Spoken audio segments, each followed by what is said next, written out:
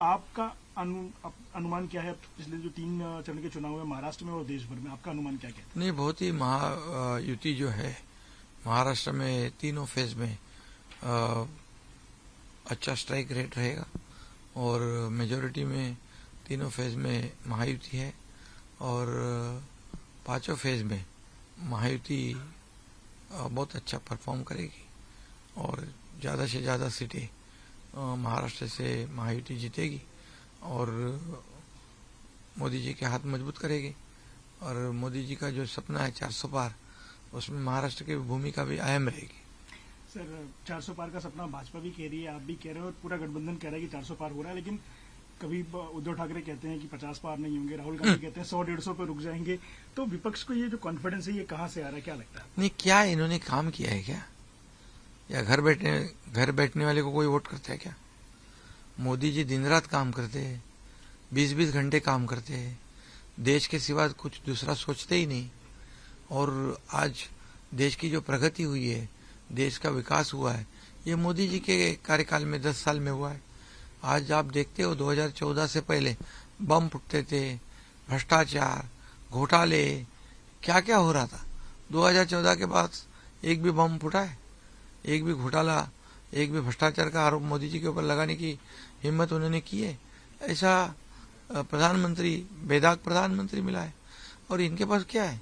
ये 2014 से पहले तो कितने स्कैम किए इन्होंने, और आज जो 10 साल में जो देश में काम हुआ है, 2 साल में हमारे स्टेट में काम हुआ है, तो 50-60 साल कांग्रेस नहीं कर पाई, उतना काम मोदी जी ने किया।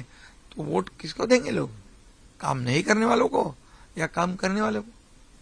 तो कौन सी दुनिया में घूम रहे हैं ये पता नहीं मुझे। सर, महायुति के बारे में एक चर्चा है कि जो महायुति के दल हैं, भाजपा और शिवसेना तो पारंपरिक मित्र रहे हैं हमेशा से ही, लेकिन जो बाकी नए दल जुड़े हैं कई, जिसमें एनसीपी है, आरएसपी है, कवाड़े गुट है, ये पारंपरिक रूप से भाजपा और शिवसेना के सहयोगी नहीं रहे। इनके आने के बाद सीट शेयरिंग का मसला तो आपने आसानी से हल कर लिया, उसमें कोई बहुत दिक्कत नहीं आई। शुरू में लगा कि आ रही, लेकिन नहीं आई। लेकिन इनके वोट्स ट्रांसफर को लेकर सबके मन में एक संदेह है कि क्या एनसीपी के सारे वोट शिवसेना या भाजपा के कैंडिडेट्स को मिलेंगे, या भाजपा या शिवसेना कैंडिडेट के जो वोट्स हैं वो एनसीपी के कैंडिडेट्स को जाएंगे। वोट ट्रांसफर एक बड़ा सवाल है। देखिए, जो माहौल हम देख रहे, दिखाई पड़ रहा है, जो माहौल महाराष्ट्र में, सब लोगों ने एक ही बात ठानी है कि मोदी जी को प्राइम मिनिस्टर बनाना, मोदी जी को प्रधानमंत्री बनाना और महाराष्ट्र से ज्यादा सीटें महायुति को लेना। इसलिए सब कार्यकर्ता जी जान से काम कर रहे। मैं देख रहा हूं, मैं पूरे महाराष्ट्र में घुमा हूं, तो वोट ट्रांसफर का बात आता कहां से? मोदी जी का प्रधानमंत्री बनना तय है और सबका टारगेट एक ही है।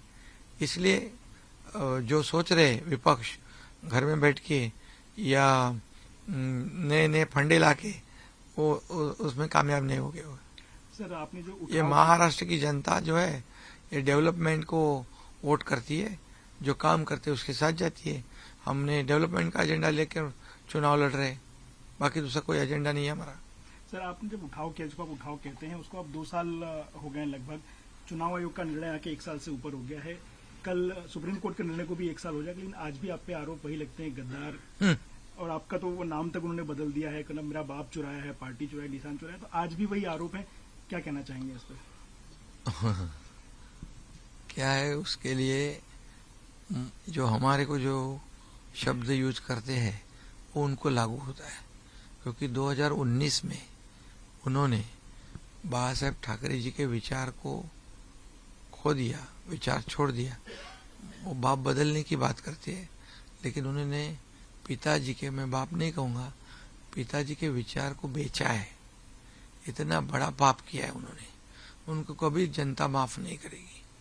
तो हमारे को जो, हमारे लिए जो शब्द प्रयोग करते हैं वो एक्चुअल उनके लिए है, क्योंकि 2019 में उन्होंने मित्र के साथ गद्दारी की, महाराष्ट्र की जनता के साथ धोखा दिया और बाबा साहेब ठाकरे जी के विचार को धोखा दे दिया। एक मतलब जब चुनाव हम साथ में लड़े थे, हमारी विचारधारा एक थी, शिवसेना और भाजपा की गठबंधन की सरकार होगी ऐसा लोगों का मानना था। लोगों ने इसीलिए वोट दिया था, शिवसेना बीजेपी की सरकार बने, लेकिन लालच में मुख्यमंत्री की कुर्सी पाने के लिए कांग्रेस साथ गए, शरद पवार जी के साथ गए। और ये तो धोखा, बड़ा धोखा है। ये महाराष्ट्र की जनता के साथ धोखा है। ये तो मैं वो शब्द वो इस्तेमाल करते वैसा मैं नहीं करता हूँ। मुझे बाला साहब ने ऐसा सिखाया नहीं है, हमारे दिगे साहब ने नहीं सिखाया। वो तो बाला साहब ठाकरे जी के विचार भूल गए, इसलिए ऐसी बातें करते। सर, मोदी जी अपने तीसरे कार्यकाल के लिए जनता की अदालत में हैं और वोट्स मांग रहे हैं, लेकिन 2 साल तो आपकी सरकार को भी होने हैं, तो कहीं ना कहीं आपसे भी आपके विकास कामों का लेखा जोखा जनता मांग रही होगी, आपको देना पड़ रहा होगा। क्या प्रमुख काम है जो आप कह सकते हैं कि इसमें आपको वोट मिलने चाहिए? देखिए, हमारी सरकार महायुति की गठित होने से पहले 2.5 साल क्या था, सब प्रोग्राम बंद, सब प्रोजेक्ट बंद, एकदम निगेटिविटी थी। घर में बैठे थे लोग सिकुड़ कर, और ये तो घर में ही बैठे थे, ये तो फेसबुक लाइव कर रहे थे।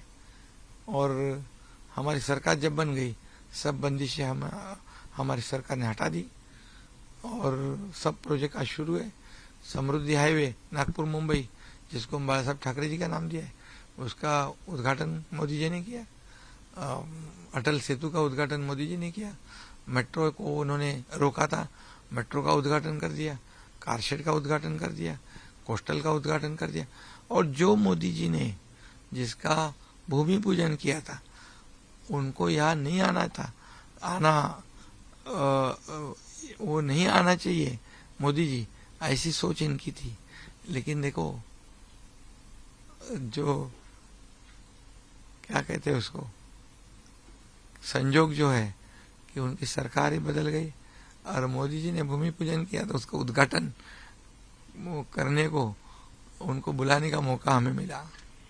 एक बड़ी चुनौती आपके सामने पिछले 2 साल में एक मराठा आरक्षण की भी रही, आंदोलन हुआ, काफी ज्यादा उसको लेकर चर्चा हुई और लोगों को लगा था कि एक इम्पॉसिबल चीज है कि पहले सुप्रीम कोर्ट खारिज कर चुका है, लेकिन आपकी सरकार ने सफलतापूर्वक न सिर्फ आंदोलन को संभाल लिया बल्कि मराठा आरक्षण भी किया और अब हाईकोर्ट से उसको स्टे भी नहीं मिला, सुप्रीम कोर्ट से भी स्टे नहीं मिला, तो लगभग अब सफल माना जा रहा है उसे। बिल्कुल। देखिए, मराठा समाज को आरक्षण देना जिनके हाथ में था तभी उन्होंने दिया नहीं। मराठा समाज को सिर्फ इस्तेमाल किया, उसका फायदा उठाया। बड़े बड़े मंत्री बन गए, सरकारें बन गई, लेकिन मराठा समाज वही का वही रह गया। उनको आरक्षण से वंचित रखने का पाप उन्होंने किया। जब हमारी सरकार आई, जब देवेंद्र जी की सरकार थी, मैं उस सरकार में था, तभी हमने मराठा समाज को आरक्षण दिया। सरकार बदल गई, सुप्रीम कोर्ट में रिजेक्ट हो गया, लेकिन फिर हमारी सरकार आई। सरकार आने के बाद हम बैकवर्ड कमीशन पुनर्गठित किया, 2-3 लाख लोग काम पे लगा दिए, एक्सटेंसिव डिटेल सर्वे किया। आज मराठा समाज सोशली और एजुकेशनली बैकवर्ड है, ये सिद्ध किया और उनको 10% मराठा आरक्षण हमने दिया। खुलेआम मैंने कहा था कि मराठा समाज को हम आरक्षण देंगे, छत्रपति शिवाजी महाराज के सौगंध करके मैंने कहा था। और कोई भी अन्य समाज, ओबीसी समाज हो या कोई अन्य समाज हो, उसी का कम करके या उस पे अन्याय नहीं करते हुए मराठा समाज को आरक्षण देंगे, दे दिया हमने। और हाईकोर्ट में भी जिन्होंने नहीं दिया उनके लोग जाके कोर्ट में स्टे मांगने की कोशिश करते, लेकिन हमने इतना डिटेल सर्वे किया है, पूरी तरह कोर्ट को भी हम कन्विंस करने में कामयाब हो जाएंगे, क्योंकि मराठा समाज एक्चुअल सोशली और एजुकेशनल बैकवर्ड है और इसलिए स्टे नहीं मिला है। मराठा समाज का आरक्षण का लाभ समाज को मिल रहा है। सर, राजनीतिक टीका टिप्पणियां और विरोधाभासी बयान तो ठीक है, लेकिन व्यक्तिगत टिप्पणी जब आप पे की जाती है, आप पे की जाती है, श्रीकांत शिंदे जी पे की जाती है और पारिवारिक स्तर पे भी आपकी टिप्पणियां जो होती हैं उनकी तरफ से, खासकर संजय राउत और उद्धव ठाकरे जिस तरीके से आप लोगों को नीचा दिखाने की कोशिश करते हैं, उस समय आपके मन में क्या भावना थी और कैसे रिएक्ट करना चाहते हैं उनके ऊपर? उनका बैलेंस गया है, वो पूरी तरह उनका कॉन्फिडेंस खो चुका है, उनको उनके पैरों तले जमीन खिसक गई है और उनको दिन रात सोते उठते एक ना शिंदे, एक ना शिंदे, एक ना शिंदे, दूसरा कुछ दिखता नहीं। मैं मुख्यमंत्री बन गया, वो भी उनको हजम नहीं हो रहा है। किसान का बेटा कैसा मुख्यमंत्री बन सकता है? सोने का चमचा लेकर आया हुआ मुख्यमंत्री बनेगा, और बन गया मैं। अभी लोग मुझे, मेरे साथ है, लोग मुझे प्यार करते हैं, ये उनको हजम नहीं होता है और इसलिए रोज कुछ ना कुछ अनाप शनाप बकते हैं। देखिए, ये आरोप करने का जो स्तर है ये बहुत ही गिर चुका है। ये हमारी संस्कृति नहीं है महाराष्ट्र की। हमारे बाला साहब ठाकरे जी ने ऐसा नहीं सिखाया है। लेकिन उनको क्या बोलेंगे, बाला साहब ठाकरे जी के विचार को बेच दिया उन्होंने, तो उनसे क्या अपेक्षा करेंगे। तो हम उनके आरोपों को आरोप से उत्तर नहीं देते। मैं आरोप का जवाब काम से देता हूँ और काम करते रहता हूँ, दिन रात मेहनत करता हूँ। आज प्रोजेक्ट कर रहा हूँ, मुझे खुशी है। 2 साल में कितनी योजनाएं, कितने निर्णय लिए, किसानों के लिए, कामगारों के लिए, महिलाओं के लिए, युवाओं के लिए, बुजुर्गों के लिए। इंडस्ट्री आ रही है, रोजगार मिल रहे हैं, मैं खुश हूँ। और इसी से जो काम हो रहे हैं, प्रोजेक्ट चल रहे हैं, इनको पेट में दर्द है और इसलिए बात करते हो। सर वैसे आप इस सवाल का जवाब कई बार दे चुके होंगे, लेकिन मैं फिर एक बार सवाल पूछता हूँ, पार्टी में टूट का प्रमुख कारण क्या था? कांग्रेस के साथ जाना, भाजपा का साथ और जो हमारे को जो शब्द यूज करते हो, ये गद्दार और ये तो बड़े गद्दार तो वही है, क्योंकि 2019 में उन्होंने पूरे महाराष्ट्र की जनता के साथ धोखा दिया, मित्र पक्ष को धोखा दिया। बाला साहब ठाकरे जी ने कहा था कांग्रेस को नजदीक नहीं करना, मेरी कांग्रेस होने नहीं दूंगा मैं, नहीं तो मैं बंद करूंगा मेरी शिवसेना दुकान। तो उनको ही उन्होंने छोड़ दिया। तो कौन, मतलब धोखा किसने दिया किसको? पार्टी में टूट का कारण वही था। पार्टी में टूट का कारण वही था। ये विचारधारा को छोड़ेंगे? हम लोग तो बाला साहब ठाकरे जी के विचार से प्रभावित है और इन्होंने तो कुर्सी के लिए सब कुछ छोड़ दिया। क्या मिला उनको? पार्टी भी गई, आदमी भी गए। जो गया आज 50 MLA, 13 MP, लाखों कार्यकर्ता, वो सब गद्दार है, वो सब बेईमान है। और ये अकेले सही है? अरे खुद की गलती सोचोगे कि नहीं? कभी ऐसे ही करते रहेंगे तो मुझे नहीं लगता उनकी पार्टी का क्या होगा। सर विपक्ष के जो राष्ट्रीय स्तर के नेता हैं कांग्रेस के या फिर कांग्रेस के सहयोगी दलों के, उनके जो बयान आ रहे हैं राजनीतिक तौर पे, हम देखें चुनाव के रनअप में एक संयुक्त पिता का बयान आया पहले हेरिटेज टैक्स को लेकर के, अब उन्होंने भारतीयों के लुक्स को लेकर, उनके स्किन कलर को लेकर के नस्ल विरोधी टिप्पणी भी की। आज उसको अधीर रंजन चौधरी ने भी सपोर्ट किया। तो आप कैसे देखते हैं इन सारी चीजों को? नहीं, ये कांग्रेस के लोग आज देखो पाकिस्तान की बयान बोल रहे हैं, पाकिस्तान की बोली बोल रहे हैं। पाकिस्तान अच्छा है, पाकिस्तान मजबूत है, पाकिस्तान अणुबॉम्ब रखता है। ये क्या सैम पित्रोदा, क्या नाम है उसका, उसने तो बोला है कि पहले तो प्रॉपर्टी, अपनी प्रॉपर्टी लोग क्यों रखते हैं, अपने बाद अपने परिवार को मिले, बाल बच्चों को मिले। वो प्रॉपर्टी के ऊपर उनका हक है, प्रॉपर्टी हड़प करके सरकार जमा करेंगे। ये क्या है? एक नस्ल के ऊपर आरोप लगाना, ये तो कौन सी नसीहत है? ये तो ये इतना पहले कभी देखा नहीं था, हमने कभी सुना भी नहीं था। ये कांग्रेस इतने निचले स्तर पे गिरेगी। सर जो स्किन कलर को लेकर के और फेस लुक्स को लेकर के जो टिप्पणी आई है कि साउथ के लोग जो अफ्रीकन जैसे दिखते हैं, वेस्ट के लोग अरबियन जैसे दिखते हैं, ईस्ट के लोग चाइनीज हैं, नॉर्थ के लोग व्हाइट है, तो उसको कैसे देखते हैं आप? ये तो ये ऐसा राजनीति का स्तर नीचे गिरा दिया इन्होंने। ये व्यक्तिगत तौर पे, जातिगत तौर पे, नस्ल के तौर पर आरोप लगाना, भेदभाव करना, इसका जवाब तो लोग जनता देगी इनको चुनाव में, इनकी जगह दिखा देगी, सर इनको घर भेज देगी। राहुल गांधी जो कहते हैं कि गरीबी खटाखट दूर कर देंगे, उस बयान को आप कैसे देखते हैं? गरीबी दूर करना इतना आसान है कांग्रेस के लिए या किसी के लिए? नहीं, खटाखट बोलना तो आसान है। पहले भी बोले थे उन्होंने गरीबी हटाओ, कांग्रेस ने कहा था ना गरीबी हटाओ, गरीबी हटी गया, गरीबी हटी गया, गरीब हट गया। लेकिन वही काम मोदी जी ने किया, 30 करोड़ लोगों को BPL से बाहर निकाला, 80 करोड़ लोगों को मुफ्त में राशन देने का ऐलान कर दिया 5 साल। मतलब इसमें इतनी चिंता मोदी जी को है कि हमारे देश में कोई भूखा नहीं सोए। रोटी कपड़ा मकान देने का काम, और ये रोटी कपड़ा मकान छीनने का काम कर रहे, प्रॉपर्टी छीन कर, तो उनको कौन जनता साथ देगी? सर रोटी कपड़ा मकान की आपने बात की, तो मकान एक बहुत इंपॉर्टेंट फैक्टर है, खास करके हम मुंबई और आसपास के हिस्सों में बात करें तो क्लस्टर डेवलपमेंट जो प्रोजेक्ट बहुत दिनों से बात कही जाती थी, लेकिन उसको गति नहीं मिल पा रही थी। धारावी का प्रोजेक्ट अब पटरी पे आ गया है, जल्दी ही काम शुरू हो जाएगा। मीरा रोड में और बाकी हिस्सों में भी क्लस्टर डेवलपमेंट शुरू। क्लस्टर डेवलपमेंट के जो प्रोजेक्ट्स तकरीबन 20 साल से कई जगह अटके पड़े थे, अब उनको गति मिली तो लोगों में एक भरोसा जगेगा, इससे क्लस्टर डेवलपमेंट का भी फायदा आपको मिलेगा। बिल्कुल। इसमें जो धोखादायक बिल्डिंग है, जो पुरानी इमारतें हैं, जो गिरकर लोग मर रहे थे, उसको मैंने मुद्दा उठाया 15 साल पहले। तब बोले ये इलीगल है, इसको कैसे हम प्रोटेक्ट करेंगे।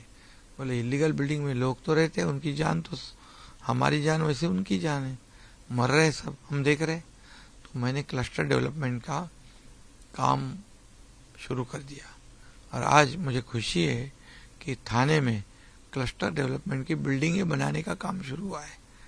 लाखों लोग रहते हैं उसमें। ऐसी इमारतें जो मुंबई एमएमआर में लाखों बिल्डिंगें हैं जो पुरानी है, कभी भी गिर सकती है। तो इसका रीडेवलपमेंट होगा, उनको अच्छे घर मिलेंगे। दूसरी बात, धारावी का प्रोजेक्ट इतने साल से अटका है, कितनी गंदगी है वहाँ पर, कैसे रहते लोग, कुछ सोचना है कि नहीं। हमारी सरकार ने सोचा है, अब धारावी को हम आगे बढ़ा रहे। मुंबई में पुरानी इमारतें हैं, मुंबई में सारे प्रोजेक्ट लटके पड़े हैं। मुंबई वासी है जो मुंबई के बाहर गए, हम मुंबई कर को फिर मुंबई में लाएंगे, कानून बदलेंगे, रूल्स में अमेंडमेंट करेंगे और मुंबई का रीडेवलपमेंट जो अटका पड़ा है, वो रीडेवलपमेंट जो बिल्डर छोड़ के गए उनको हमारी गवर्नमेंट टेक ओवर करेंगी।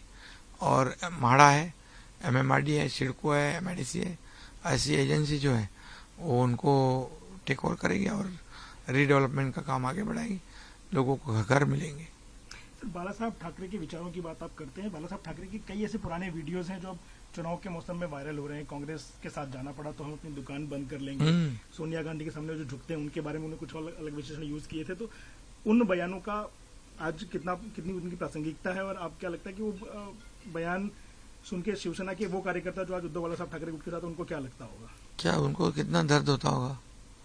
दूसरी बात, आज कांग्रेस को दूर रखो, कांग्रेस मेरी पार्टी की होने दूंगा नहीं, और वही कांग्रेस के साथ हाथ मिलाया इन्होंने। अभी कांग्रेस को वोट देने की बात इन्होंने की और अभी वोट देंगे, बड़ी मिजाज से रुबाब से कहते हैं हम कांग्रेस को वोट देंगे। कितने बाला साहब को तकलीफ होती होंगी जो कांग्रेस को बाला साहब ठाकरे जी ने कभी नजदीक नहीं किया। तो ये अभी जब पवार साहब ने कुछ कहा है ना कि क्षेत्रीय पार्टी कांग्रेस में जाएंगे, विलीन होगी, ये तो लीन तो हो गए थे पहले से, ये तो झुक गए थे। ये क्या मराठी में कहते लोटांगन, तो एनसीपी के वो तो शिवसेना का विलीन भी हो सकता है। साष्टांग दंडवत तो उन्होंने डाल ही दिया था। कांग्रेस एनसीपी के साथ शिवसेना का विलय भी हो जाएगा, उद्धव बाला साहब ठाकरे उनका वो तो लीन तो हुआ, अभी विलीन होना बाकी है, वो भी हो जाएंगे। एक बात इसमें से स्पष्ट हो रही है कि इनको अभी पता है कि हमारी जो पार्टी बची है वो इतनी ताकतवर नहीं कि चुनाव जीत सकती है, इसलिए उनको कांग्रेस का सहारा लेना पड़ेगा, कांग्रेस में विलीन होना पड़ेगा। मतलब ये एक तरह का गिव अप है। इनको पता चल गया है कि अबे हम जीत नहीं पाएंगे। तो इसका मतलब आज जो चुनाव हम लड़ रहे हैं तो हमारी महायुति मजबूत है, स्ट्रांग है, और इसलिए डर गए हो। सर, लोकसभा के बाद विधानसभा चुनाव भी आएंगे जो खास करके शरद पवार जी की पार्टी के लिए, उद्धव बाला साहब ठाकरे पार्टी के लिए, आपकी पार्टी, जितनी भी क्षेत्रीय पार्टी उनके लिए बड़ी चुनौती विधानसभा होती है। तो विधानसभा की तैयारियां भी क्या इसी स्तर पे होंगी और गठबंधन इसी तरीके से रहेगा? अभी मैं इतना ही कहूँगा, हमारा लक्ष्य क्या है, लोकसभा चुनाव, हमारा टारगेट क्या है, मोदी जी को प्रधानमंत्री बनाना। हमारा टारगेट क्या है, महाराष्ट्र से ज्यादा सीटें मोदी जी को देना। बस अभी हम यही सोच रहे, हमारी पार्टी महायुति भी वही सोच रहे, हमारा कैडर भी वही सोच रहा है, मोदी जी को प्राइम मिनिस्टर बनाना, और हम बना के रहेंगे। सर, 2 साल से आप केंद्र सरकार के साथ में हैं, लेकिन कोई कैबिनेट विस्तार हुआ नहीं, इसलिए आपकी पार्टी शामिल नहीं हो पाई केंद्र सरकार में। इस बार चुनाव के बाद क्या आपकी पार्टी सरकार में होगी? उस पर कोई चर्चा हुई है, सत्ता में क्या भागीदारी होगी? हम गठबंधन में लड़ रहे, तो निश्चित रूप से वरिष्ठ जो है प्रधानमंत्री जी जरूर अच्छा ही सोचेंगे। उस पर कुछ चर्चा नहीं हुई, लेकिन हम ऐसे कुछ लेना चाहिए, हमको कुछ मिलना चाहिए, ये हमारा टारगेट नहीं। हमारा टारगेट है स्वच्छ और स्पष्ट प्रधानमंत्री मोदी जी को बनाना। ये देश की आवश्यकता है, ये देश की जरूरत है, ये देश के विकास के लिए जरूरी है।